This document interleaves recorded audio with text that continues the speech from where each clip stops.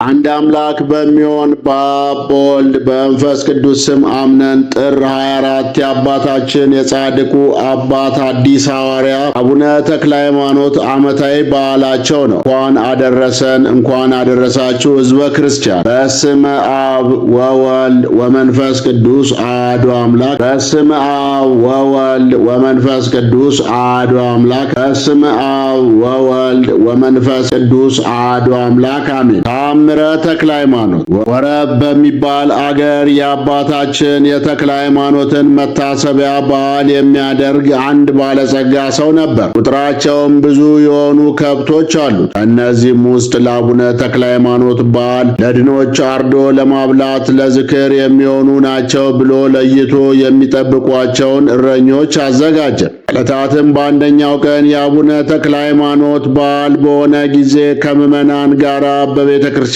ተገኝቶ የአባታችንን ገድል እየሰማ ሳለ ሰዎቹ ከመንደር መጥተው አሽከሮች በቤቱ ውስጥ ያለን ንብረት ከብቶችንና የባለቤትንም መቀነት ሳይቀር ወስደው ኮብልለዋል ብለው ነገሩት። በዚህም ጊዜ ያ አማኝ ባለጸጋ እኔ ምን ቸገረኝ? የምሰማው የአቡነ ተክለ ሃይማኖትን ገድል ነው። እርሳቸው ደግሞ ብዙ ተአምራትን እንደሚያደርጉ ይኸው በገድላቸው እረዳለሁ። ከብቶቹን ሲጠብቁ የነበሩ የእርሳቸው አገልጋዮች አይደሉምን? ስለዚህ አባቴ ተክለ ሃይማኖት የተዘረፈውን ንብረት ባለበት ቦታ ተረከቡኝ በማለት በእምነት አስረክቦ በረከት የሚገኝበትን ዝክራቸውን አዘክሮ መታሰቢያቸውን አድርጎ ወደ ቤቱ ገባ። ይኸውም ባለጸጋ ወደ መኝታው ሲሄድ በአገልጋዮቹ አማካኝነት በጠፉት ንብረቶቹ ላይ እርስዎ የፈቀዱትን ያድርጉ፣ ድንቅ ተአምራትን ሁልጊዜ የሚሰሩ አባቴ እኔ ለረፍቶ ቀን መታሰቢያ የሚሆነውን ዝክር የማዘክርበት ነገር እንደሌለኝ እርስዎ ያውቃሉ። አሁን የወደዱትን ያድርጉ ብሎ ደጋግሞ አመለከተ። ወዲያውም ይህን እንዳለ አንቀላፋ። እዚያው ሌሊት አባታችን ተክለ ሃይማኖት በሕልም ተገለጡለት። ይኸውም በአካለ ነፍስ ነው። ክብር ባለቤት ጌታችን ሲያስተምር እኔ የአብርሃም አምላክ የይስሐቅ አምላክ የያዕቆብ አምላክ ነኝ፣ ሕያዋን አምላክ እንጂ የሙታን አምላክ አይደለሁም እንዳለ ጻድቃን በነፍስ ሕያዋን ናቸውና አባታችን ተክለ ሃይማኖት ተገልጠውለት እንዲህ አሉ።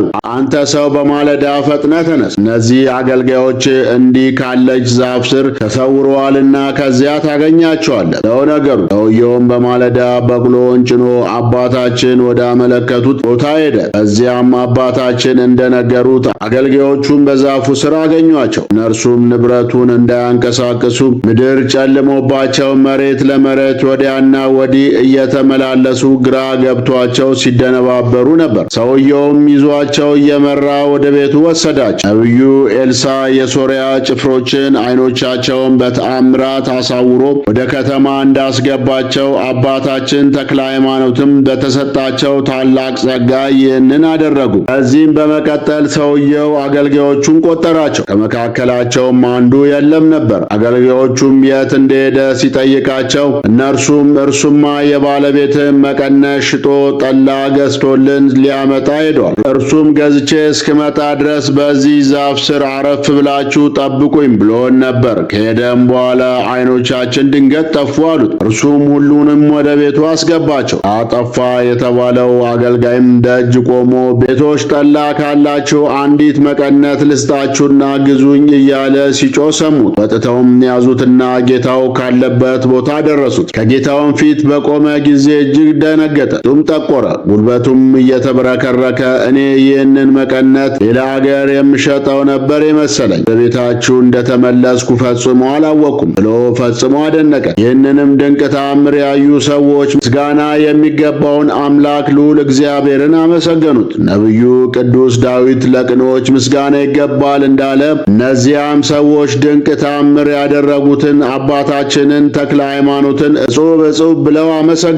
የአባታችን የተክለ ሃይማኖት ጸሎታቸውና በረከታቸው ቃል ኪዳናቸው በእኛ በአማላጅነታቸው በምንተማመን በተዋሕዶ ልጆች ሁሉ ላይ አድሮብን ይኑር አሜን። ዳግመኛም አባታችን ተክለ ሃይማኖት ያደረጉት ተአምር ነው። ዋ በሚባል በቅዱስ ላሊበላ አገር የምትኖር አንዲት ሴት ነበረች። ይህችም ሴት ጸንሳ ሳትወልድ 3 ዓመት ከ6 ወር ታመማም ሆና ቆየች። በሆዷ ውስጥ ያለው ጽንስም እንደሞተ ሆነ። አጽሙም አልወጣም ብሎ ብዙ ባስቸገራትና እርሷም ታማ ለሞት በደረሰች ጊዜ ሁልጊዜ ለማዳን ምክንያትን የሚሻ አምላክ ልዑል እግዚአብሔር ይህችን ሴት መዳኛዋን አመላከታትና እንዲህ አለች። አባታችን ተክለ ሃይማኖት በረገጡት መሬት አጽማቸውም በተቀበረበት ቦታ በተሰጣቸው ቃል ኪዳን ብዙ ሕሙማን እንደሚፈወሱ ለብዙ መካኖችም ልጅ እንደሚሰጡ ሰምቼ ነበር። ደብረ ሊባኖስም ሄጄ በዕለተ ዕረፍታቸው በደጃቸው ላይ የሚዘንበውን ዝናበ ምሕረት ብጠጣው በማኅፀኔ ያለው የሕፃኑን አጽም ያወጣልኛል በማለት በፍጹም እምነት ሆና ተሳለች። በዘመነ ኦሪት የይሁዳ ንጉሥ ኢዮሳፍጥ አገሩ በጠላት በተከበበች ጊዜ ሕዝቡን ሲያስጠነቅቅ በእግዚአብሔር እመኑ ትጸኑማላችሁ፣ በነቢያቱም እመኑ ነገሩ ይሰላላችኋል እንዳላቸውና በጠላቶቻቸው ላይ ድንቅ ተአምር እንዳደረገላቸው ሁሉ እንደዚሁም ይህችን አማኝ ሴት በእግዚአብሔር ቸርነት በእግዚአብሔር ሰው በአባታችን በተክለ ሃይማኖት ቃል ኪዳን አምና በደጃቸው መጥታ ካፊያ በሚያካፋበት ጊዜ ሳህን ወይም ወጪት አውጥታ ዝናብ እንዲጠራቀምበት ውጭ አኖረችው። እዚያው ዕለት ጥቂት ካፊያ ነበረና ያገኘችውን አንድ ጉጭዋ በእምነት ሆና ተጎነጨችው። ያንን የጠጣችበትንም ወጭት ከመሬት ሳታስቀምጠው ወዲያው በጠጣችበት ቅጽበት ምጥ መጣባት። በዚያን ጊዜም 3 ዓመት ከመንፈቅ የሆነው መልኩ የሚያምር ወንድ ልጅ በሰላም ተገላገለችና ወለደች። ነቢዩ ሆሴዕ ጠል የምሕረት ጠል ነውና እንዳለ ያ በአባታችን ደጅ በደብረ ሊባኖስ የወረደው የዝናብ ጠል ለዚች አማኝ ሴት የምሕረት ጠል ሆኗት የተወለደው ሕፃን 3 ዓመት ከ6 ወር ሆኖት ነበር። የመውለጃዋም ጊዜ ካለፈና በማኅፀን ውስጥ እንደሞተ ከሆነ ከ2 ዓመት ከ8 ወር በኋላ ነው አባታችን ምልጃ በሰላም የተወለደው። በተወለደም ጊዜ ጥርስ አውጥቶ አገኙት። እርሱንም ያዩት ሰዎች ሁሉ በነቢዩ በቅዱስ ዳዊት ምስጋና እግዚአብሔርን አምላካችን በቅዱሳኑ ላይ አድሮ የሚሰራው ሥራ እጹብ ድንቅ ነው እያሉ አመሰገኑት። መልአኩ ቅዱስ ዑራኤል ለነቢዩ ዕዝራ እንደነገረው ሴቶች ከ9 ወር በኋላ የመውለጃ ጊዜያቸው ያበቃል። ዳሩ ግን ጌታችን መድኃኒታችን ኢየሱስ ክርስቶስ በዚች ምድር ላይ እየተመላለሰ ሲያስተምር እንዲፈውሰው ያመጡለትን ከተወለደ ጀምሮ ዓይን ያልነበረውን ሰው አይተው ሐዋርያቱ በወላጆቹ ነው ወይስ በራሱ ኃጢአት ይህ የሆነበት ብለው ሲጠይቁት ጌታችንም የእግዚአብሔር ሥራ በእርሱ እንዲገለጥ ነው እንዳለ የእርሱ ድንቅ ሥራው በመረጣቸው ባከበራቸውና ባደረባቸው በቅዱሳኑ እንዲገለጥ ፈቃዱ የሆነ አምላክ መወለድ ከሚገባው 2 ዓመት ከ8 ወር ያለፈውን ልጅ በክቡር አባታችን በአቡነ ተክለ ሃይማኖት ጸሎትና ቃል ኪዳን በሰላም ተወለደ።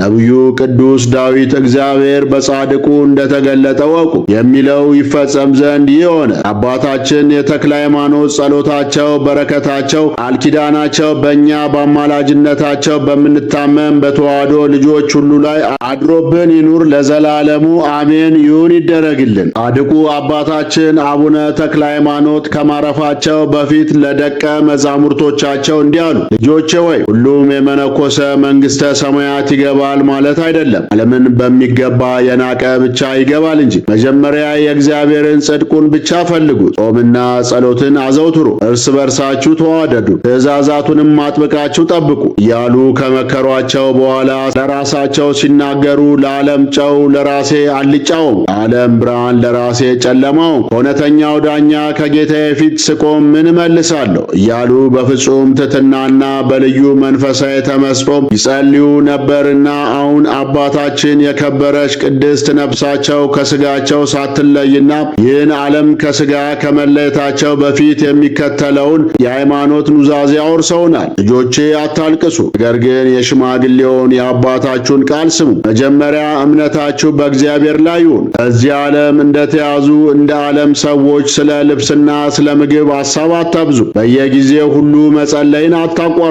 ቤተ ክርስቲያን ሌትና ቀን አገልግሉ። እግዚአብሔር በሚወደው ገንዘብ ንጹሕ ሥጋንና ጾምን ውደዱ። ውዳሴ ከንቱም የሚቀረውንም የዚህን ዓለም ክብር አትውደዱት። እናንተስ የቀደሙትን አባቶች በመከራና በድካም ብዛት ከዓለም የወጡትን በመጋደላቸውም ክፉን ሐሳብ ድል የነሱትን ምሰሏቸው። ፍለጋቸውንም ካልተከተላችሁ ልጆቻቸው አትባሉምና በመከራቸውም ካልመሰላችኋቸው በደስታቸው አትመስሏቸውም። በድካማቸው ካልተባበራችሁ ወደ ቤታቸው አትገቡም። የቀደሙትን ቅዱሳን አባቶቻችሁን መስላችሁ ኃጢአተኛ አባታችሁን እኔን ደግሞ ምሰሉ። ስለ ትዕርምቱም በመብል በመጠጥ ልባችሁ እንዳይከብድ ሥጋ ከመብላትና ጠጅ ከመጠጣት ተጠበቁ። በመመካትም በዓለማዊ ልብስ አታጊጡ። የመላእክት አስኬማ ከዓለማዊ ሥራ ጋር አይስማማምና። ዓለምንም በዓለም ላይ ያለውን ሁሉ አትውደዱ። ዓለሙም ፈቃዱም አላፊ ነውና የእግዚአብሔርን ፈቃድ የሚያደርግ ግን ለዘላለም ይኖራል።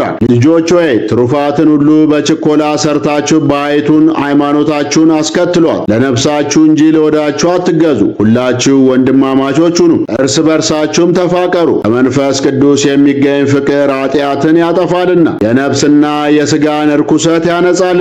ይህንንም ብትጠብቁ በእውነት ልጆቼ ናችሁ፣ ሕይወትንም ፍሬ የምታፈሩ ትሆናላችሁ፣ ወደ እግዚአብሔር ፊት በክብር ትደርሳላችሁ። ልጆቼ ሆይ ሰላም ለእናንተ ይሁን። የጻድቁ አባታችን የአቡነ ተክለ ሃይማኖት ጸሎታቸው፣ በረከታቸው፣ ቃል ኪዳናቸው በእኛ በአማላጅነታቸው በምንታመን በተዋሕዶ ልጆች ሁሉ ላይ አድሮብን ይኑር ለዘላለሙ አሜን።